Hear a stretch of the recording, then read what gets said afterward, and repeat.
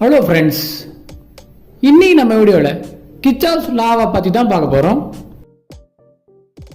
Kirchhoff's லாவில் பார்த்தீங்கன்னா மொத்தம் 2 லா இருக்கு. ஒன்று பார்த்தீங்கன்னா கரண்ட் லா, இன்னொன்று பார்த்தீங்கன்னா வோல்டேஜ் லா. ஃபர்ஸ்ட் நம்ம கிர்ச்சாஃப்ஸ் லா எதுக்கு கண்டுபிடிச்சாங்கன்னு பார்ப்போம். அது எதுக்கு கண்டுபிடிச்சாங்கன்னா, ஒரு காம்ப்ளிகேட்டடான சர்க்யூட்ல இருக்கிற கரண்ட், ரெசிஸ்டன்ஸ் அண்ட் வோல்டேஜை கண்டுபிடிக்க தான் இந்த கிர்ச்சாஃப்ஸ் லாவை கண்டுபிடிச்சாங்க.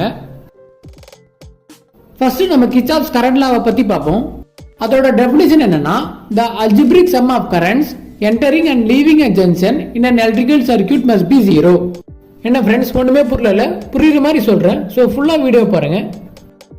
இப்போ ஒரு எலக்ட்ரிக்கல் சர்க்யூட்ல 2-3 கரண்ட் பாத் மீட் பண்ற இடத்த தான் நம்ம ஜங்ஷன் ஆர் நோட்ஸ்னு சொல்றோம்.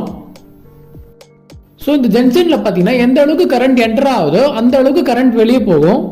அதாவது சப்போஸ் இப்போ இந்த ஜங்ஷன்ல பாத்தீங்கன்னா 3 கரண்ட் பாத்ல இருந்து கரண்ட் என்டர் ஆச்சுன்னா அதே லெவலுக்கு கரண்ட் பாத்தீங்கன்னா வெளியும் போகும். ஸோ அதனால பாத்தீங்கன்னா இந்த ஜங்ஷன்ல பாத்தீங்கன்னா 0 கரண்ட் தான் இருக்கும்.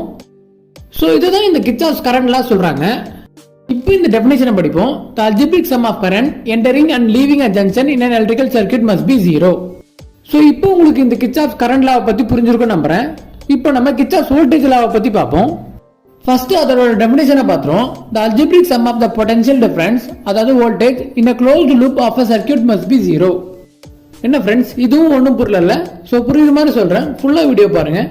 ஃபர்ஸ்ட் ஒரு லூப்னா என்னன்னு பார்ப்போம். ஒரு லூப்னா என்னன்னா, ஒரு இடத்துல ஆரம்பிச்சு அதே இடத்துல வந்து முடிஞ்சுச்சுன்னா அதை நம்ம லூப்னு சொல்லுவோம். ஸோ இந்த மாதிரி ஒரு க்ளோஸ்டு லூப்ல இருக்கிற வோல்டேஜை நம்ம ஆட் பண்ணோம்னா அது 0 வரும். அது ஏன்னா அந்த வோல்டேஜ் அந்த லூப்ல ஒரே இடத்துல ஆரம்பிச்சு திரும்ப அதே இடத்துல வந்து முடியுதுனால அந்த வோல்டேஜோட வேல்யூ 0 தான் இருக்கும். ஸோ இதுதான் இந்த கிர்ச்சாஃப்ஸ் வோல்டேஜ் லா சொல்லுது. இப்போ நம்ம இந்த டெஃபினிஷனை படிப்போம். The algebraic sum of the potential difference, அதாவது voltage in a closed loop in a circuit must be 0. So இப்போ உங்களுக்கு இந்த டெஃபினிஷனோட அர்த்தம் புரியும் நம்புறேன்.